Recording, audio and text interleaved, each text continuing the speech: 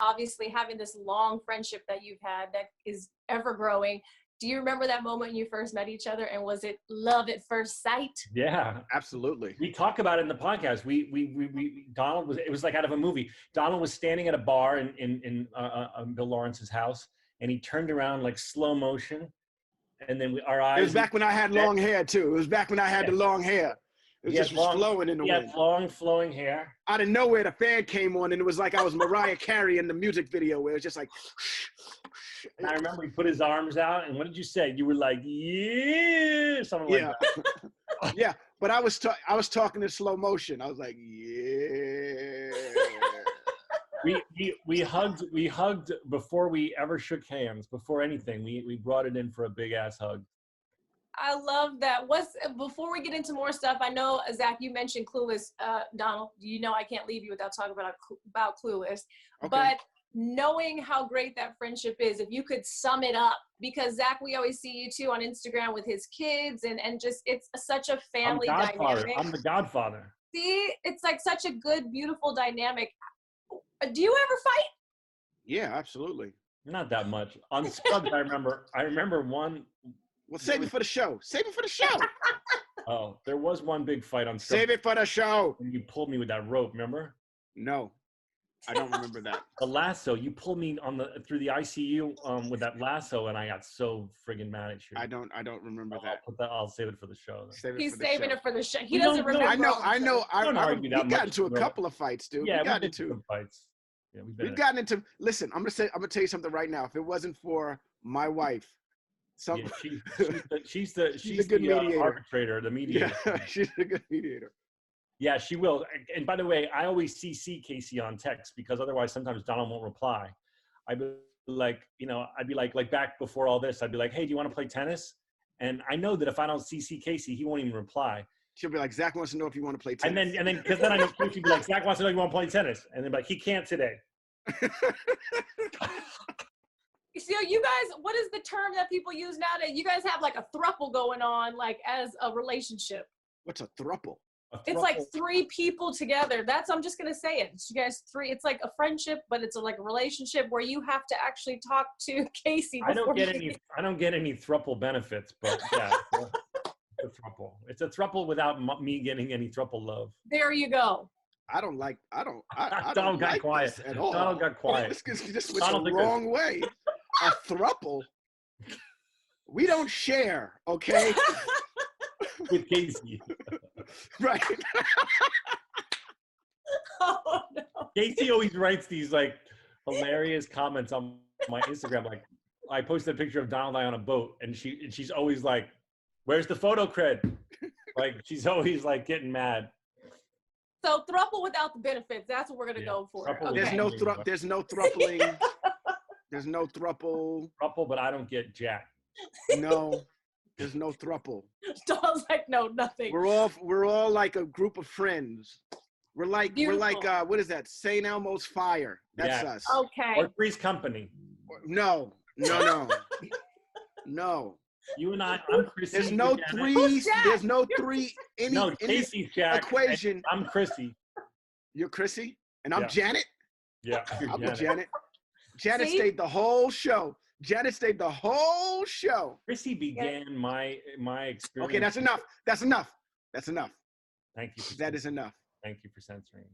I have a good story for the podcast about Chrissy changing my life. That is enough. Moving right along. Thank you. We have a game, but before that, like I said, we have to talk about Clueless 25th anniversary. Wow. Good Lord, that movie. How old were you when that movie came out? 0?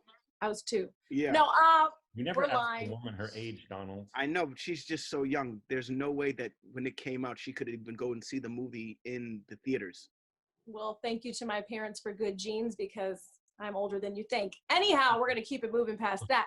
I know that there's going to be a restaurant pop-up happening. Do you have VIP access, or do you have to call in and try to get a table? I didn't even know. How about this? I didn't even know about this. They're making a Clueless restaurant? It's a pop-up restaurant? Yes. Well, I had no idea that this was that this existed. They better have. I did not get the invite. That's weird. So, wow. No, we don't know. So anything about it. I'm guessing I am not on the VIP list. But we want. Okay. But Donald wants his cut. You need at least 10%, 20%. You need something Or up a in there. steak or something, Yeah. right? Hello? Just something. Anything. I don't know if you heard about this, both of you guys. Kerry Washington and Reese Witherspoon recently did an interview where they said they auditioned for Clueless for Cher and Dion. Now, you can't ever trade places with Cher and Dion. That movie is a classic. But would you ever see the two of them in those roles, or maybe doing a reboot or something? I feel like Reese Witherspoon kind of played Cher Horowitz when she did. Like, I feel like, in my opinion, Legally Blonde is the sequel to Clueless. You know what I mean? Okay. Cher Horowitz wanted to be a lawyer, and at the end of graduation, she went to law school, and that's Legally Blonde.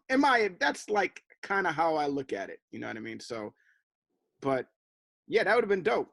I think I still feel like Alicia and Stacey were the right choice, but Absolutely. but We agree with you. We agree Okay. with you on that. Okay. Do you guys want to play a game with me? You don't really have a choice, yes? yeah, let's go. Okay. I don't know if y'all have TikTok. I know, wait, you have TikTok, right, Donald? Or do your kids have it? My kids do. I'm not on that thing. That's intimidating, man. I don't understand it. I just know It's that like you try. It's like try. Well, that's the dancing part. That's when they dance. But TikTok is like you trying to create a 8-second meme or something like that, right? Pretty much. Yeah, you move, you dance, and you copy what other people are saying. I don't know. I don't have it either. Nothing makes me feel older than watching TikTok. Same. Okay, so this is what they do on TikTok. A lot of couples have been doing it, and since you guys are my favorite couple, okay, I love you both. Here we go. The switch. Is it the switch one? Yes, you're going to tell me, because you guys have known each other for over 20 years now, right? Is that the right number? Okay. Yeah. So this is the TikTok couples challenge. You guys can see each other, but close your eyes, and you have to point at who is the right response. So I'll ask you a question, and if it's you, Zach, you point to yourself. If it's Donald, you point to him, but you guys can't look at each other. All right. Okay, you ready? Yeah. Okay. Who fell in love first? With each other? Yes.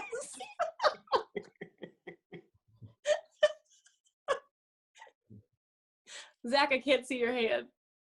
Okay. Who's more annoying when they're hungry? Who's the homebody in the relationship? Who's more spoiled? Who's more grumpy? Oh, wow. I'll take it. Yeah, you guys actually, You're not supposed to be looking, bro. I'm not looking. you guys actually killed it. That was it. We did it really nice and quickly, and I think you actually answered the same. We all agree. Yeah, Donald's a grumpy guy who doesn't leave his house. That's pretty much it. Obviously, a lot is happening. You guys got a lot going on. Donald, we're in the closet. Zach, where are we? What is our location right now? Well, right now I'm in my closet, hiding from my wife and kids so we can talk. When we record, It's real loud in my house. when we right record now. the podcast, Donald has to hide out in his closet, and he recently told me that he's been telling his family that he's recording more podcasts, even though he's just hiding out in there. It's a good way to escape, right? It's a great way to escape. My only problem is I kind of let the cat out of the bag a little too early. I should have said something maybe never, because now every time I go to the closet, my wife's going to be like, mm-hmm, of course you are. I saw the interview on Access. I know exactly what you're doing. I know what you're doing up there. You're just sitting in the closet. How are the kids? How is Casey? How's the family? Everyone's holding up good? Yeah, we're all inside. We're all holding up. The kids are starting to get a little stir crazy. They miss their friends. They miss school. Understandably. But yeah, we're doing it. We're doing it just like everybody else should be. Absolutely. No, it's the best thing for us right now. Zach, you're not in the closet, right over there? I'm not either. What's going on Oh, with I'm you? in my kitchen. I don't have kids to hide from yet. I look forward to one day having kids to hide from. But no, I'm just in my kitchen drinking lots of coffee. That's pretty much all I do is sit and drink lots of coffee. Are you quarantining by yourself? Because listen, I'm starting to get on my own nerves because I'm quarantining alone. So what's happening with you? No, I have a quarantine buddy, and it's important to have a quarantine buddy. We're actually we decided we're gonna foster a dog. We've been watching and reading online that the shelters need so much help with the animals, and normally I travel so much. I couldn't. I have an old dog, but I couldn't get a new puppy. But this time, they need people to foster. So we're talking about fostering a dog. So how's that working? Are you doing that virtually right now? Checking, like seeing dogs, visiting dogs? How does that work? Well, I love animals, so pretty much when I'm on my phone, I'm like searching, looking at animals. My Instagram, you know how like your Instagram just decides what you like to look at and then just sends you all of that. My whole thing is like puppies and dogs and. You're so ready for a child. I know. I know. You're right. You're right. I think when I ready. get this puppy, I'm gonna put it in one of those things on your chest. What do you call that? A baby Bjorn. I'm gonna put the puppy in a baby Bjorn and go like this. But no, Donald's right. I have baby fever. But I don't know. I just look on. I just follow a bunch of sites on Instagram that are asking like, hey, if there's any chance if you're in the LA area and you can possibly foster, please reach out. So I've been doing that. Well, listen, people are having babies right now in the quarantine because they're so close to each other. So there you go. Yeah, you know what? I want to see what happens. I want to see what happens when quarantine is over. That's what I want to see what happens. I don't want to hear about all the babies. Watch all the divorces that happen after quarantine is over. Because everybody's getting sick of each other. I'm telling you right now. My wife looks at me like this. Like, yeah, good morning to you too, honey. I have a friend. I have a friend who said that his wife makes him go. They have a guest bedroom, and she says that's your office, and you have to go there from 9 to 5. That's actually smart. He goes. He has a whole setup in their guest bedroom, and he goes down there from. She said he's not allowed out until 5. That's awesome. Okay, so then how do you, Donald, how do you guys do date night then? Does that not happen right now, or it's? Well, you know what? The Tiger King was a great date night distraction, man. That show came out of nowhere, and let me tell you, thank you, Netflix, for that. What a gift! What a gift! That's the other thing on my Instagram. It's puppies and Tiger King memes. Yeah, I mean, thank goodness. I'm gonna tell you, because literally date night was like, do you want to watch? I'd be like, do you want to watch Westworld? And she'd be like, no. Do you want to watch Forensic Files? And I'd be like, no. And we just split up and go into 2 different rooms. So you're saying the Tiger King brought you together? Tiger King brought us together. We found something that we were both like, oh, it was so great. It brought us together. I couldn't believe it. I was like, we haven't done this in such a long time, honey. Thank you, Joe Exotic and Carol Baskin, for bringing me together. I think Joe Exotic should be happy that he's bringing romantic couples together like Donald and Casey Cobb. Oh my gosh, yes. You had said something, Zach. I want to make sure I get it right. If Fire Festival was a whole year. Yeah, 2020. Can you believe it's only March? Well, now April 1st. How are we going to get through this? What is happening? Is this not the craziest thing that we've experienced as human beings right now? Yeah, I mean, I feel like I'm just like everybody else in the world that just wakes up and shakes your head and goes, I can't believe that this is like we're in a movie. It's so surreal. And I just want to say that one of the things that we want to do with the podcast is constantly give shout outs to the medical community. I mean, The Scrubs was a comedy, but it was meant to be a love letter to, Bill Lawrence, who wrote the show, wanted it to be a love letter to the medical profession, wanted to show sides of hospital life that people didn't know, particularly, for example, showing how nurses run the show and how hard it is to be a nurse and how much doctors rely on nurses. And we were planning on doing this before all this, but now that it's overlapping with this, Donald and I are really conscious of always giving our love and appreciation to the heroes in the medical profession that we were pretending to be. Absolutely. Absolutely. And touching on the podcast, we definitely want to talk about that. Fake doctors, real friends. What will we get from that? Obviously, you're saying the first responders are someone that we're sending our love out to and our thanks every single day. But what will we get from this podcast? And you guys just did the first episode, correct? Right. So you're gonna hopefully we'll deliver laughter at during this time. But it's basically us talking about Scrubs, the television show, but also talking about our friendship and the adventures we went on while we were making the show. So it's a little bit behind the scenes as far as the directors and the crew members and stuff like that. But it's also behind the scenes on where we were at that point in life.